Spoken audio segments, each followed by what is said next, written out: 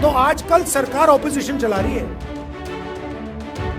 अमित शाह के जो बेटे हैं, कभी क्रिकेट बैट नहीं उठाया, वो क्रिकेट के इंचार्ज बन गए।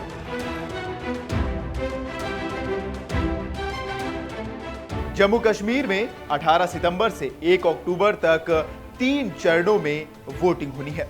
90 सीटों पर विधानसभा चुनाव के लिए वोटिंग कराई जाएगी, जिसके लिए सभी पार्टियों ने कमर तो कस ली है।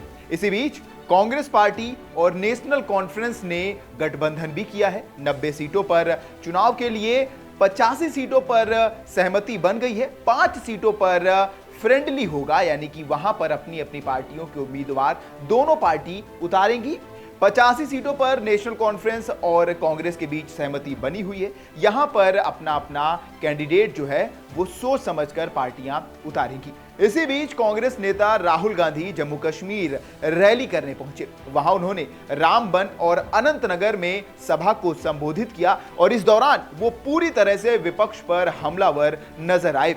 अंबानी, अडानी, अमित शाह का नाम लिए बगैर उनके बेटे जय शाह पर भी उन्होंने तीखी टिप्पणी की। इसके साथ साथ यह भी कहा कि किस तरह से जम्मू कश्मीर स्टेटहुड में तब्दील हो गया है। ये एक राजा जैसे राज्य चला रहा हो, कुछ इस प्रकार बन गया है और इस राज्य के राजा लेफ्टिनेंट गवर्नर हैं। ये तमाम तीखी टिप्पणियां की उन्होंने और इसी बीच उन्होंने अमित शाह के बेटे जय शाह पर भी तीखी टिप्पणी कर दी। उन्होंने कहा कि जय शाह को सबसे बड़ी पोजीशन पर क्रिकेट की बैठाया गया है और बीजेपी कहती है कि यहां पर परिवारवाद नहीं है। सुनिए राहुल गांधी ने क्या कहा। लैटरल एंट्री की बात की इन्होंने, कहते हैं कि भैया सरकार में हम साइड से लोगों को लाएंगे। हमने कहा कैसे लाओगे? अमीर लोगों को कैसे लाओगे? गरीबों को आप आने नहीं देते हो, कमजोर लोगों को आप आने नहीं देते हो, ऊपर से आप लैटरल एंट्री करोगे। हम देखेंगे कैसे करोगे। 3 दिन में कहते हैं ठीक है भैया नहीं करेंगे। तो आजकल सरकार ऑपोजिशन चला रही है, सच्चाई है। जो भी हम चाहते हैं हम करवा देंगे और हम स्टेटहुड चाहते हैं, जम्मू कश्मीर का स्टेटहुड हम करा देंगे। सारी की सारी चीजें, सारे के सारे बिजनेस इन 3-4 लोगों को मिलते हैं। अमित शाह के जो बेटे हैं, कभी क्रिकेट बैट नहीं उठाया, वो क्रिकेट के इंचार्ज बन गए।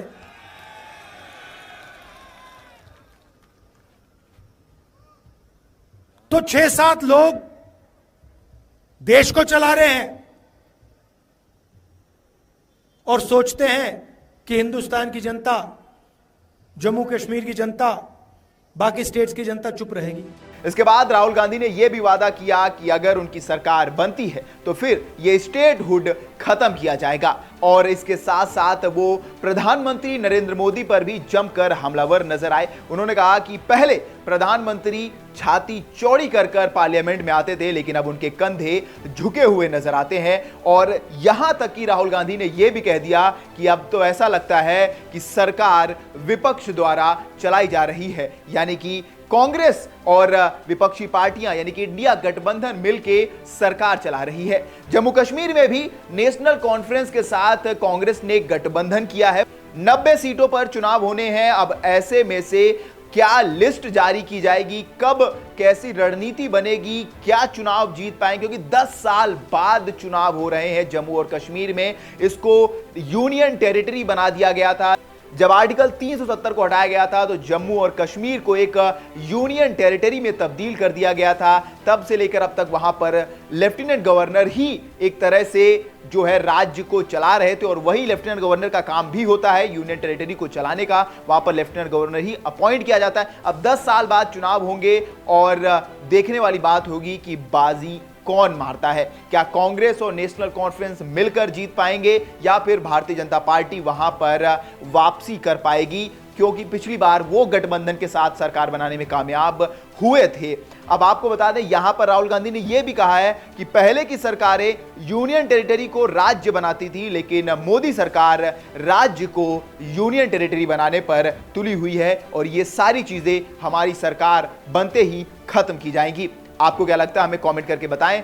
तब तक के लिए देखते रहें वन इंडिया हिंदी।